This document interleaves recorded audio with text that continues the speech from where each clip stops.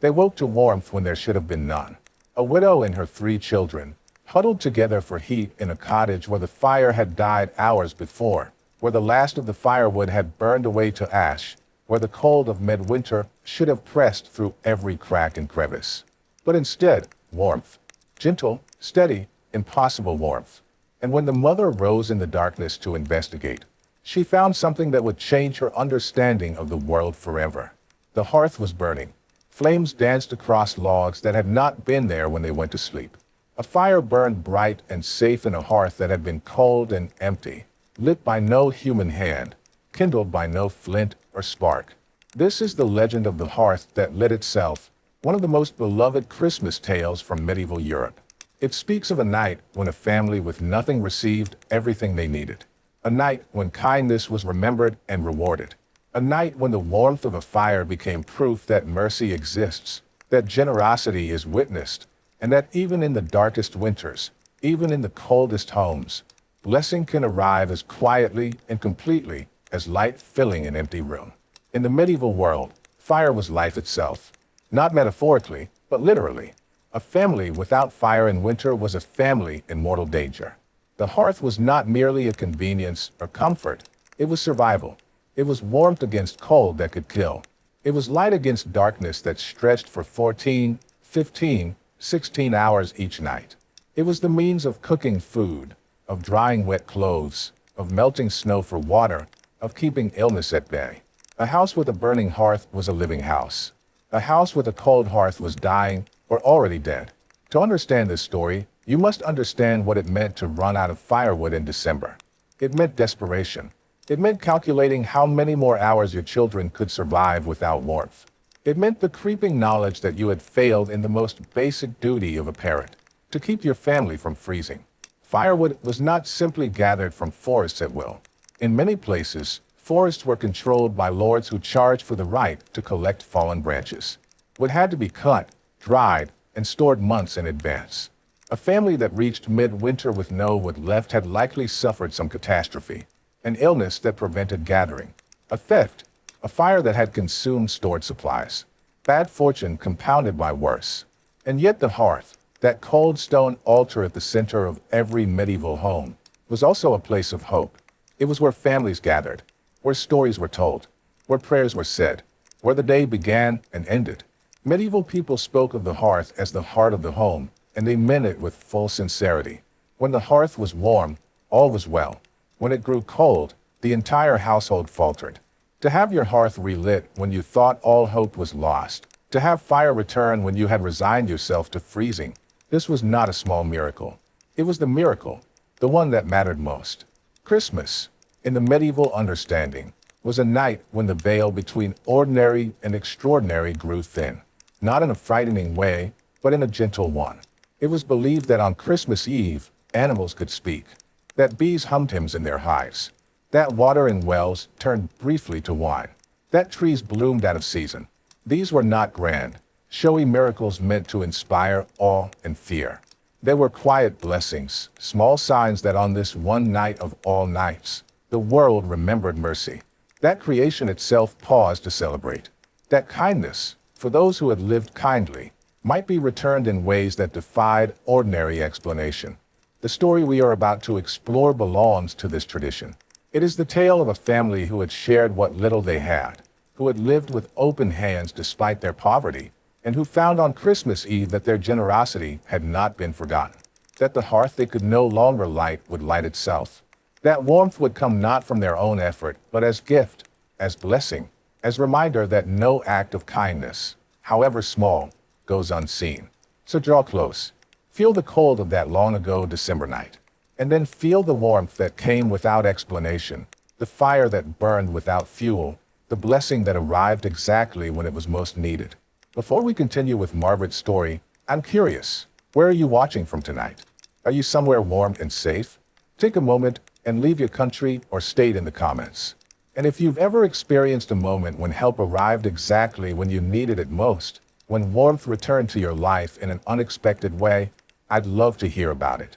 The cottage stood at the edge of a small village, not quite isolated, but not quite part of the cluster of homes around the church and market square. It was a modest structure, as most were in that time, with walls of wattle and daub, a thatched roof that needed mending, and a single room that served as kitchen, living space, and sleeping quarters all at once. In warmer months, it would have seemed cozy, even cheerful, with herbs drying from the rafters and sunlight streaming through the open door. But in winter, especially this winter, it seemed fragile, vulnerable, barely adequate to the task of sheltering human life from the elements. The widow's name was Margaret, though in some tellings of this tale she is called Anne or Elspeth, or simply the widow, unnamed but representative of all who had lost husbands and found themselves alone with children to raise and no easy means of doing so. She was perhaps 30 years old, though the hardship of her life had aged her beyond her years. Her husband had died 3 winters past, taken by a fever that swept through the village one autumn. He had been a woodcutter, and his death had left the family not only without his income, but without his skill and strength in preparing for winter. She had 3 children. The eldest was a daughter of 10, serious and quiet, who had learned too young to worry about practical things, who watched her mother's face for signs of anxiety and tried to lighten burdens she should not yet have understood. The middle child was a son of 7, still young enough to hope, still prone to laughter despite their circumstances, still certain that somehow everything would work out because his mother said it would. The youngest was a daughter of 4, small and delicate, who cried easily from cold and hunger, but who could still be distracted by stories and songs. They survived, barely, through Margaret's work as a seamstress. She mended clothes for families better off than hers, charged little, and was paid irregularly, sometimes in coin, often in trade. A loaf of bread for hemming a cloak, a bit of cheese for patching a tunic. It was not enough, never quite enough, but Margaret made it stretch through careful management and judicious hunger. She fed her children before herself. She wore threadbare clothes so they could have warmer ones.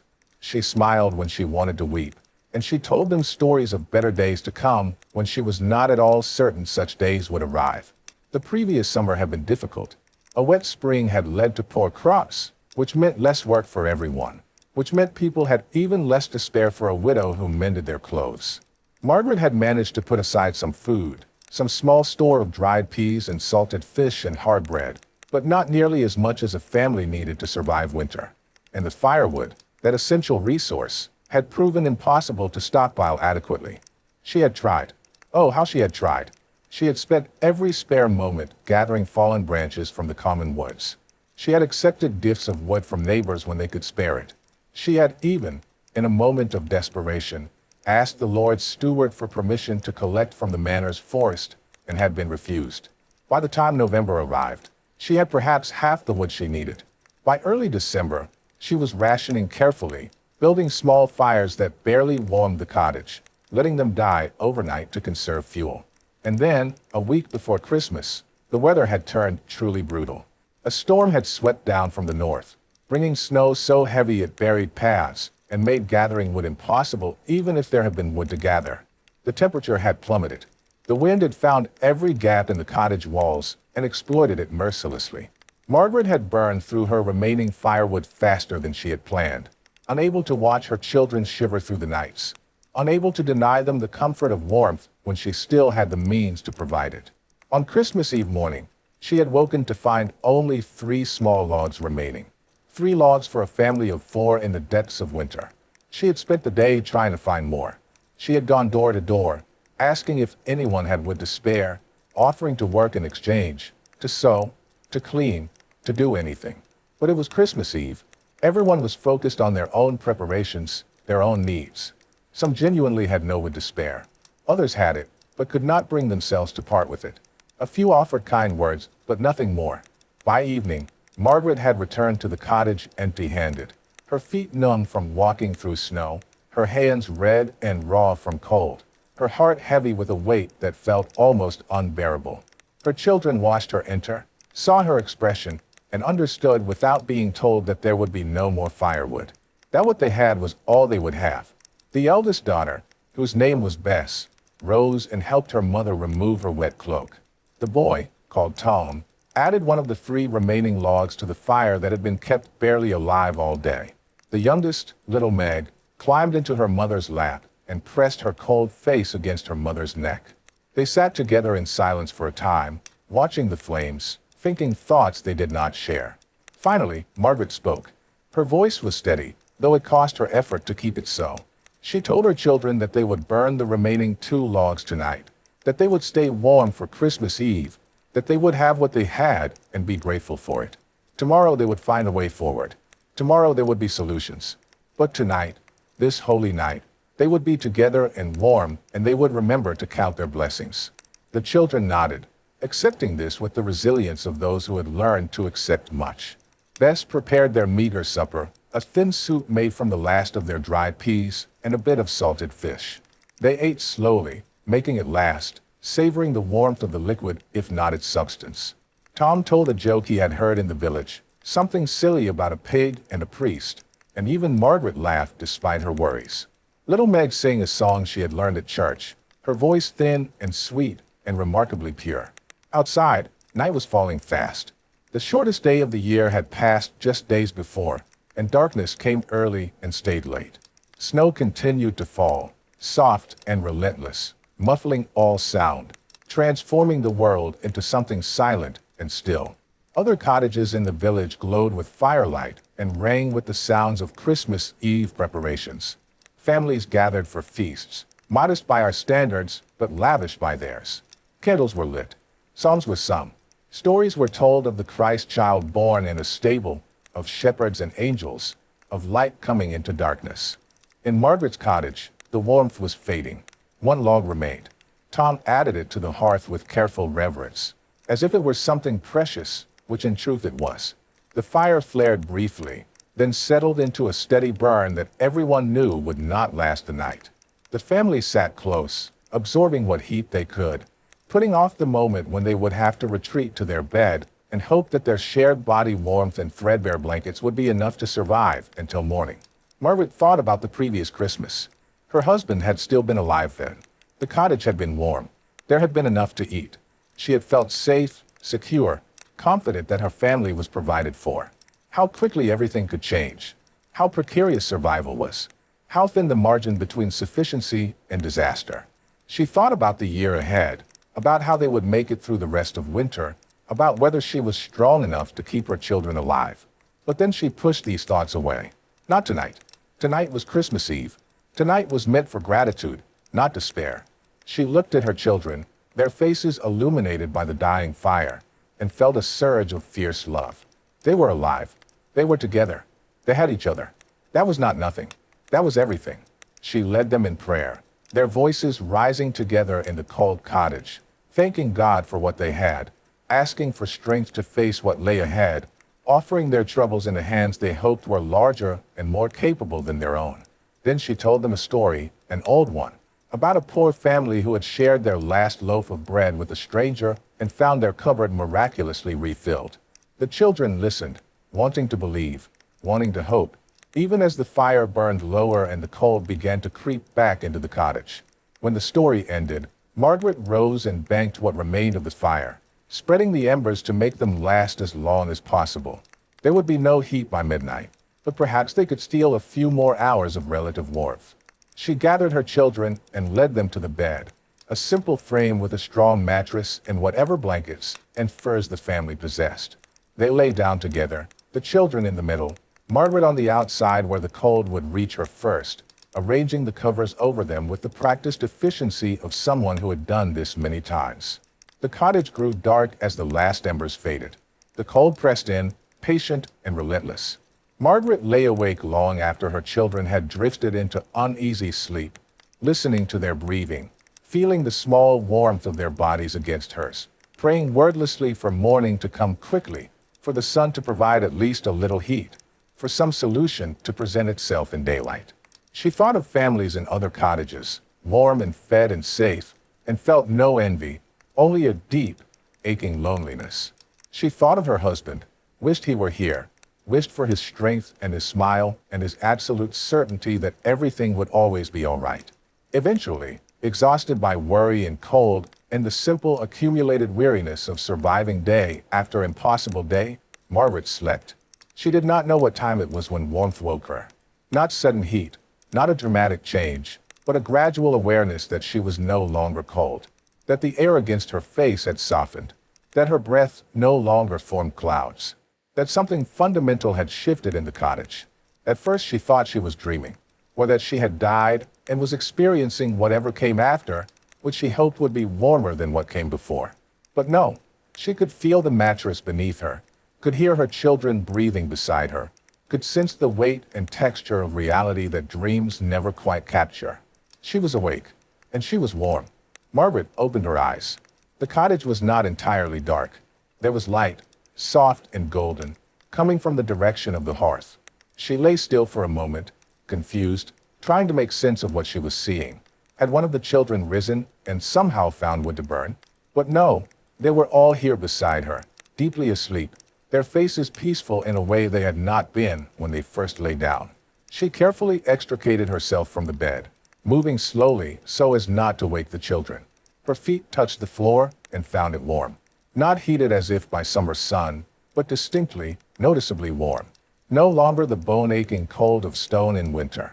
She stood, her heart beginning to beat faster, and walked toward the hearth. The fire was burning. Not embers, not the faint orange glow of coals that might be coaxed back to life, but actual flames, clear and bright and steady, dancing across 3 logs that lay arranged in the hearth as if placed by careful hands. The logs themselves looked ordinary, the kind of oak and ash that any family might burn, but they burned with a strange perfection. The flames did not roar or crackle violently. They simply burned, constant and safe, producing warmth that radiated through the cottage with gentle insistence. Margaret stood frozen, her mind working slowly, trying to understand. She had banked the fire before bed. She had watched the last embers fade. There had been no wood left. The hearth had been cold and empty when they went to sleep. She was certain of this, absolutely certain. Yet here was fire, burning as if it had never gone out, as if someone had carefully laid new logs and kindled them with expert skill. She looked around the cottage. The door was closed, barred from the inside as she had left it. The single window was shuttered. There was no way anyone could have entered without waking her. And even if someone had somehow managed it, where would they have gotten the wood? The cottage had been searched thoroughly. There was no hidden store of fuel she had somehow overlooked. Her rational mind, the part that dealt with practical realities and survival necessities, struggled to accept what her eyes were telling her. This was impossible. Fire did not light itself. Wood did not appear from nowhere. Yet here she stood, warm for the first time in days, watching flames that should not exist, burning logs that had not been there hours before. She approached the hearth slowly, half expecting the fire to vanish as she drew near, to reveal itself as hallucination or dream. But it remained solid, real, indisputably present. She held her hands toward the flames and felt heat against her palms, clean and dry and steady. She touched the stones of the hearth and found them warm, as if the fire had been burning for hours.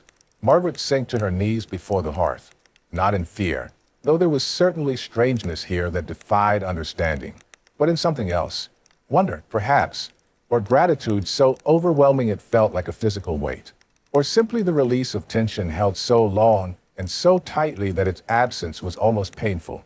Tears came, hot and fast, streaming down her face as she knelt in the golden light of impossible fire, and for a long moment she could do nothing but weep. When she could breathe again, when the tears had slowed, she simply sat before the hearth and absorbed what had happened. Christmas Eve, the night when small miracles occurred for those who lived kindly, the night when mercy remembered the merciful. She thought of all the times over the past year when she could have been bitter, could have hoarded, could have closed her heart to others. And she thought of all the times she had chosen differently. The memory came back clearly now. Late summer, when times had still been relatively good, before the true hardship of winter had set in. A family passing through the village, traveling to find work after their own village had burned. A mother and father with 2 children, exhausted and hungry, asking if anyone had food to spare. Margaret had seen them, had recognized their desperation because she knew it so intimately herself. She had given them bread and cheese, more than she could easily afford, but less than they needed, and had wished she could do more. And the orphan boy, the one who lived rough and slept in barns, who everyone knew but no one quite took responsibility for. She had seen him shivering one autumn evening and had brought him inside, fed him, let him sleep by her hearth, giving him an old shirt of her husband's that no longer fit anyone else. It had cost her nothing she would miss, but his gratitude had been profound. And the old man, the one who lived alone at the far end of the village, who everyone said was strange and who most people avoided. She had brought him food twice when she heard he was ill, had checked on him, had made sure he did not die alone and uncared for. Small things, ordinary kindnesses, the kinds of acts that anyone might do, that many people did do, that cost little but meant much. She had not done them expecting reward or recognition. She had done them because they needed doing, because she had been hungry and desperate herself and knew what it meant to receive help, because her faith told her to care for the least of these, and she tried, however imperfectly, to live according to that teaching. And now this, fire when there should be none, warmth when cold should reign, life where death had seemed certain. Was this reward? Blessing? The universe's way of saying that kindness is witnessed, that generosity is not forgotten, that how we treat others matters in ways we cannot always see. Margaret did not know. She did not need to know. She simply accepted, with the deep, inarticulate faith of someone who had reached the end of human resources and found something beyond them waiting, that this fire was gift, that it had been given, not earned, that she was meant to receive it with gratitude rather than analysis. She rose and moved quietly to the small shelf where they kept their few dishes. There was still a bit of flour and some water and the smallest pinch of salt. She mixed them together, formed small cakes, and placed them on the hot stones near the fire. They cooked quickly, filling the cottage with a smell that was simple but wonderful after days of thin soup and little else. She found the last bit of dried fish and warmed it near the flames. Not a feast by any measure, but warm food, hot food, the kind of meal that sustains not just the body but the spirit. The children woke gradually, drawn from sleep by warmth and the smell of cooking. They sat up in bed, confused, rubbing their eyes, trying to understand what had changed. Then they saw the fire, and their mother crouched before it, and the food cooking on warm stones, and their faces transformed from sleepy confusion to wonder. "Mama," Bess's voice was uncertain, questioning. Margaret turned to face her children, and they saw that she had been crying, but also that she was smiling, that both emotions somehow existed together on her face, without contradiction. "Come," she said softly. "Come and be warm. It's Christmas morning, and we have been given a gift." They came, slowly at first, as if the fire might vanish if they approached too quickly, then with growing confidence as they felt the warmth, saw that it was real, that their mother truly smiled. They gathered around the hearth, and Margaret gave them the warm cakes and fish, and they ate slowly, savoring every bite, their faces glowing in the firelight. Tom kept looking at the fire, then at his mother, then back at the fire. "Where did the wood come from?" he finally asked, his young voice full of the directness children possess. Margaret considered her answer. She could speak of miracles and mysteries, could try to explain the unexplainable, or she could simply tell the truth as she understood it. "I don't know," she said gently. "I woke and it was burning. I think it's a blessing, a gift for Christmas." "Like in the stories?" little Meg asked, her eyes wide. "Like in the stories," Margaret agreed. They sat together as the night slowly gave way to dawn, the cottage warmer than it had been in weeks, the fire burning steady and constant, never seeming to consume the logs it fed on, never needing tending or adjustment. It simply burned, perfect and peaceful, asking nothing, giving everything. Word spread quickly through the village, as word always does in small places where everyone knows everyone and unusual events become immediate common knowledge. It started when a neighbor passing by at dawn noticed smoke rising from Margaret's chimney and wondered where she had gotten firewood. Then another neighbor, coming to check on the widow and her children as several had planned to do after Christmas worship, knocked on the door and was invited inside. What they saw stopped them mid-greeting. The cottage was warm, genuinely warm, with heat radiating from a hearth that burned with calm, steady fire. Margaret and her children sat near the flames, their faces no longer pinched with cold and hunger, their expressions peaceful. And when the neighbor asked how this was possible, where the wood had come from, Margaret simply shook her head with a small, wondering smile and said, "It lit itself in the night. I woke to find it burning." The neighbor left, telling others, and soon a small group had gathered outside the cottage. drawn by curiosity and the impossible nature of what they heard. Margaret invited them in, understanding that this was not something that could or should be kept secret. They filed into the small space, perhaps a dozen villagers, and stood in a semicircle around the hearth, watching the fire burn. It was old Kath who spoke first, the village's eldest woman, who remembered more winters than anyone else living and who was accorded a certain authority because of her years. She looked at the fire for a long time in silence, then at Margaret, then back at the fire. Finally, she said, "This is no ordinary fire." "No," Margaret agreed quietly. "It is not." "When did it light?" someone asked. "Sometime in the night. After midnight, I think. I woke to find it burning." "And you laid no wood?" "Struck no spark. There was no wood to lay, no spark to strike. The hearth was cold when we went to sleep."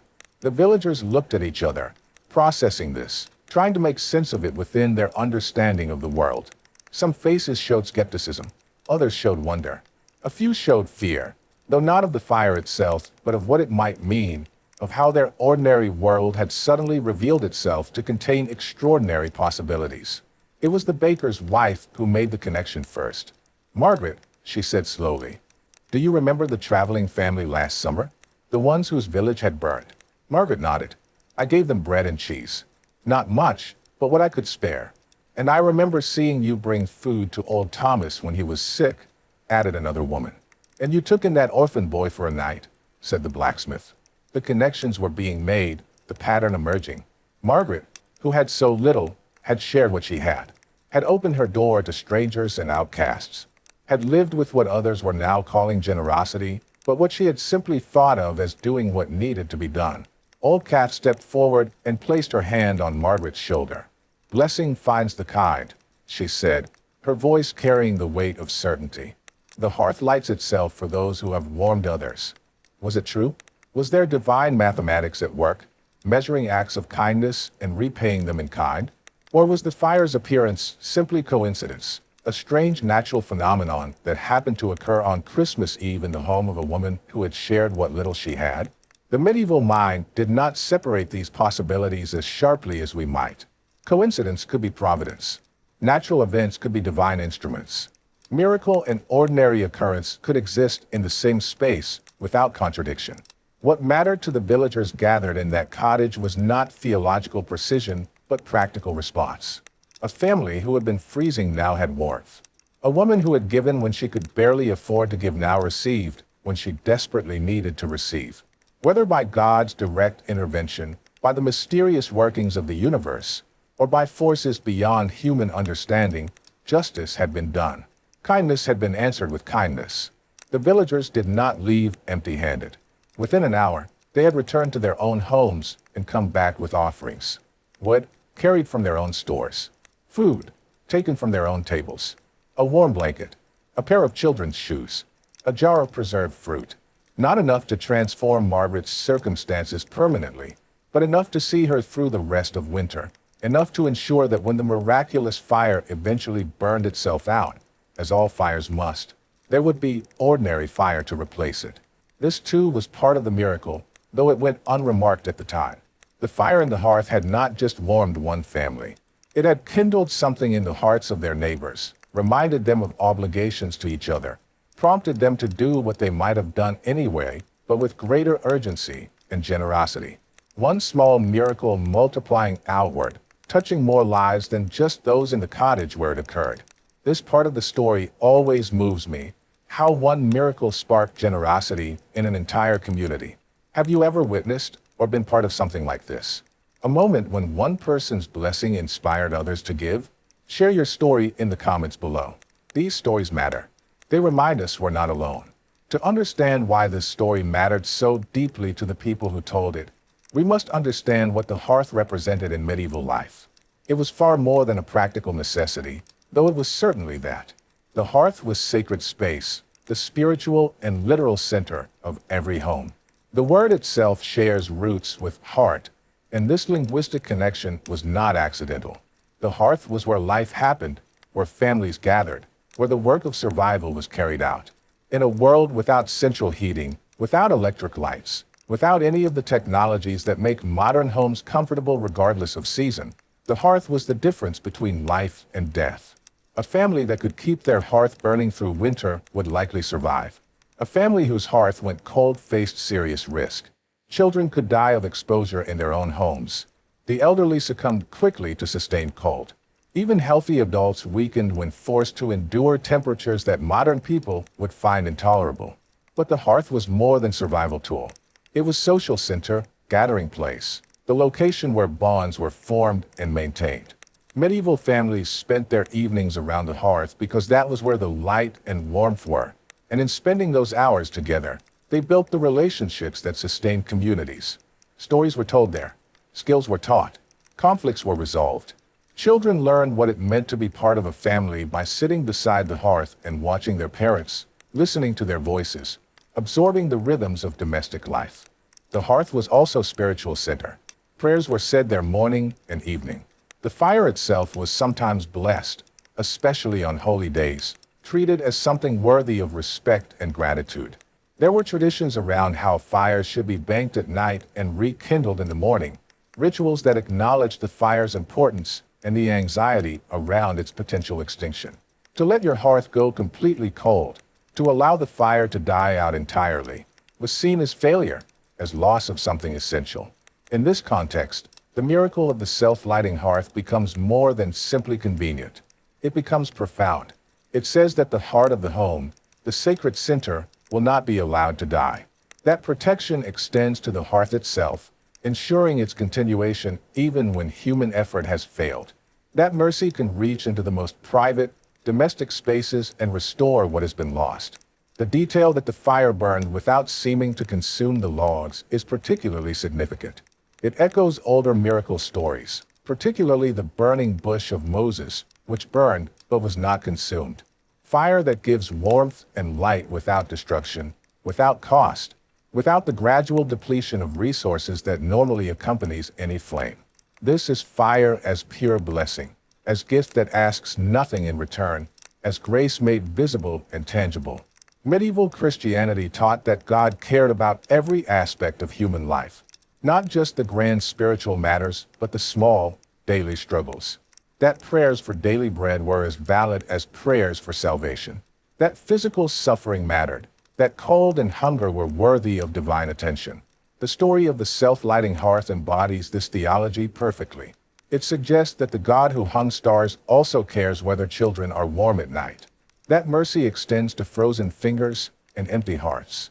That miracles need not be dramatic to be real. This understanding of divine care was immensely comforting to people who lived precarious lives.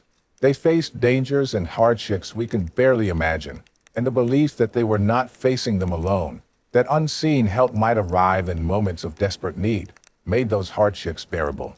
The stories they told themselves were not escapism, but survival tools, ways of maintaining hope when circumstances offered little rational basis for hope. The connection between generosity and blessing, between giving and receiving, runs through countless medieval miracle tales. It reflects a worldview in which the universe operates on principles of reciprocity, where kindness generates kindness, where what you give comes back to you in mysterious ways. Modern people might dismiss this as simplistic or superstitious, but there is deep wisdom in it.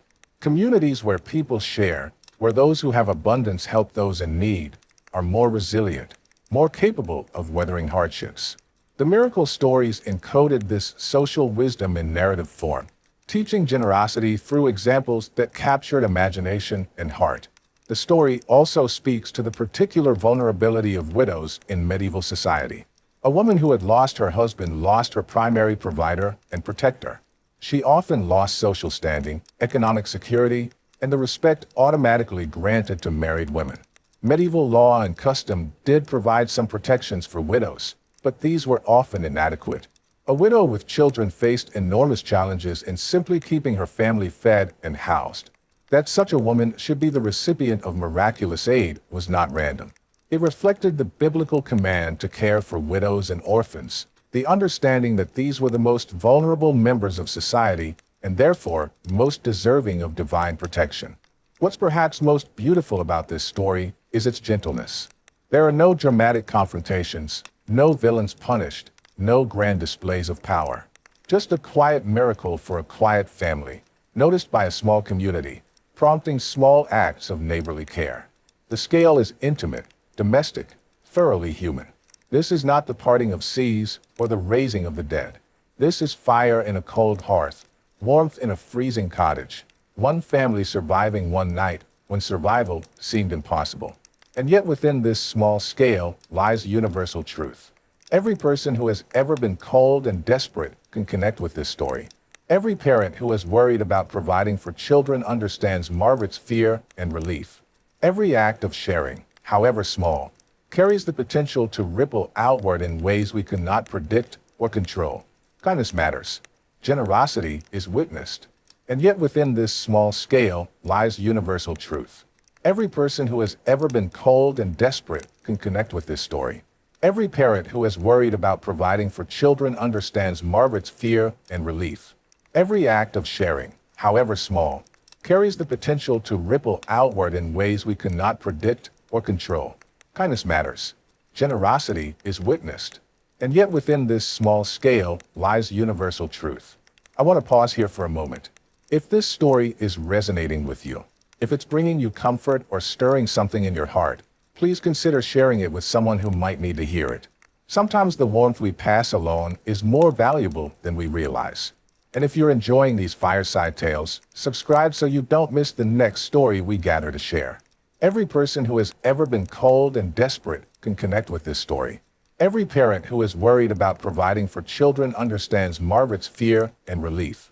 Every act of sharing, however small, carries the potential to ripple outward in ways we cannot predict or control. Kindness matters. Generosity is witnessed. And sometimes, in ways we cannot explain, it is returned. The fire burned for 3 days. Not roaring, never dangerous, just steady and constant, warming the cottage, allowing Margaret and her children to rest and recover, to cook proper meals, to sleep without shivering, to remember what it felt like to be comfortable and safe. On the morning of the 4th day, it began to fade. Not suddenly, but gradually, the flames diminishing, the logs finally showing signs of being consumed, the natural order of things reasserting itself. By afternoon, the fire had died to embers. By evening, those embers had cooled. The hearth was once again an ordinary hearth, holding only ash and the memory of impossible flame. But by then, the firewood gifted by neighbors was stacked neatly beside the cottage door. By then, the family had food enough to last until spring. By then, Margaret had secured additional mending work from several families in the village, enough to provide small but steady income. The miracle had ended, but its effects persisted. Not just in practical terms, though those mattered enormously, but in something less tangible and more important. Margaret and her children had been seen, truly seen, by their community. Their neighbors had been reminded of obligations to each other. The village had drawn closer, had remembered that they were not simply individuals trying to survive, but a community responsible for ensuring everyone survived. Margaret never forgot that Christmas. Years later, when times were better, when her children were grown and she had achieved a modest security, she would tell the story to anyone who would listen, not to boast of divine favor, but to remind people that kindness is witnessed, that generosity matters, that the universe sometimes conspires to help those who help others. She became known as a generous woman herself, always ready to share, always willing to take in strangers or help neighbors, always quick to see need and respond to it. Her children carried the story with them into their own adult lives. Bess would tell it to her grandchildren, sitting by her own hearth, emphasizing how their great-grandmother had shared food with travelers even when she had almost nothing. Tom would speak of it as proof that miracles still occurred, that the world was not merely mechanical and cold, but shot through with mystery and grace. Little Meg, who became a woman known for her compassionate nature, would say that the experience taught her that you could never outgive God, that whatever you offered in kindness would return to you multiplied. The story spread beyond the village, as good stories do. It was told in taverns and at market squares. Priests mentioned it in sermons as an example of divine providence. Other families facing hardship took comfort from it, held on to hope that their own extremity might be met with unexpected aid. Some versions of the tale added details that may or may not have been true. Some said the fire had burned without any wood at all, that the flames rose directly from the hearthstones. Others claimed angels had been seen tending the fire. Still others suggested the logs themselves had been miraculously provided, delivered by invisible hands. But the core remained constant across all tellings. A kind woman who had nothing. A cold hearth that should have meant death. Fire that appeared from nowhere on Christmas Eve. A family saved. Kindness remembered and returned. Simple elements. But they struck something deep in the hearts of all who heard them. We live in different times now. Our homes are heated by systems we barely understand. Warmth summoned with the turn of a dial or the press of a button. We are unlikely to face the kind of cold that medieval families endured. Unlikely to know the desperate fear of a hearth growing cold with no means to relight it. But we still understand, at some deep level, what fire represents. Warmth, safety, home, the circle of light that holds back darkness. The gathering place where families become families. And we still face our own versions of cold hearths. Moments when resources run out. When we have given all we can give and have nothing left. Moments when we fear for those we love and see no way forward. Moments when the warmth has gone out of our lives and we wonder if it will ever return. The specific circumstances change, but the essential human experience remains. We all reach limits. We all need help we cannot provide ourselves. The story of the hearth that lit itself speaks to these moments. It whispers that help sometimes comes from unexpected sources.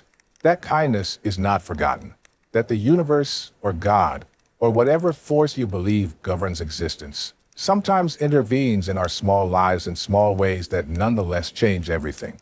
That miracles need not be dramatic to be real. That sometimes, when we have given all we can, something gives back to us. It also reminds us of our obligations to each other. Margaret's neighbors, prompted by the miracle they witnessed, brought wood and food and assistance. The fire did not solve all problems alone. It needed to be met by human generosity, by community action, by people choosing to help rather than looking away. The divine and the human work together, each necessary, each insufficient alone. This is how the world works at its best. Grace arrives, and we respond with our own grace. Blessing comes, and we extend blessing to others. As winter nights grow long and cold, as we face whatever hardships life presents, we can remember this story. Remember that hearths can light themselves, that warmth can return when all seems lost, that the darkness is never quite as total as it appears. Remember also that we might be called to bring wood to someone else's cold hearth, to be the miracle in another family's story, to give when giving costs us something real. The fire in Margaret's hearth burned for 3 days before fading back to normalcy. But the warmth it represented, the hope it kindled, the reminder it offered that mercy exists and kindness matters, these burned on. They burn still, in every retelling of the tale, in every heart that opens to its message, in every act of generosity it inspires. So let us tend our own hearts, literal and metaphorical. Let us keep the fires burning that warm those we love. Let us share our wood with those whose stores have run low. Let us remember that we are part of communities where our actions ripple outward, where our kindness or cruelty, our generosity or selfishness, touches lives in ways we may never fully know. And let us hold space for mystery, for the possibility that the world contains more grace than our rational minds can quite accept. That sometimes, in the cold hours before dawn, hearts light themselves. That sometimes help arrives exactly when needed. That sometimes the universe leans toward mercy rather than indifference. The cottage where Margaret lived is long gone, reclaimed by time and weather as all such structures eventually are. The village itself may have faded or transformed beyond recognition. The people who witnessed the miracle are centuries in their graves. But the story remains, told and retold, changed in small ways with each telling but remaining true in its essence. And in remaining, it does its work. It comforts those who need comfort. It encourages those who need encouragement. It reminds us that kindness matters and that warmth, once shared, has a way of returning.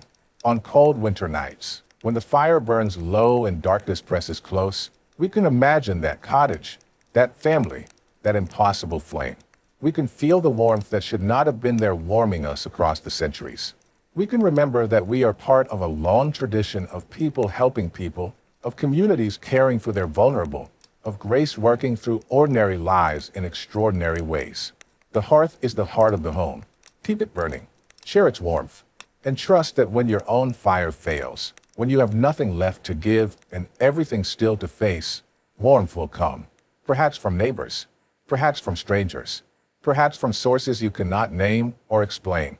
But it will come, because hearts have a way of lighting themselves when the need is great and the heart is kind, because mercy exists, because we are not alone, even in our coldest hours, because the stories we tell ourselves about warmth and home and kindness are not just stories. They are truths, tested and proven across countless lives, validated not by logic, but by experience, held close not because we must believe them, but because we choose to, because the world they reveal is the world we want to live in and help create. The fire burns, the family gathers, the warmth holds, and all is well, all is well, all shall be well. Rest now, friend. The hearth is warm, the night is long, but we have light enough. And morning, as it always does, will come. Thank you for gathering around the hearth with me tonight. Before you go, I have a question for you. Have you ever given something when you had almost nothing to give? Or received help in a moment of true desperation? Share your story in the comments, whether it's from this year or decades ago. Let's create our own circle of warmth here, reminding each other that kindness is real, that generosity matters, and that we're all connected by these small miracles we carry. And please, tell me where you're watching from. Your country, your state, your little corner of the world. I love knowing that these old stories are finding their way to hearths all across the globe. Until next time, keep your hearth warm, and may you always have light enough for the journey ahead.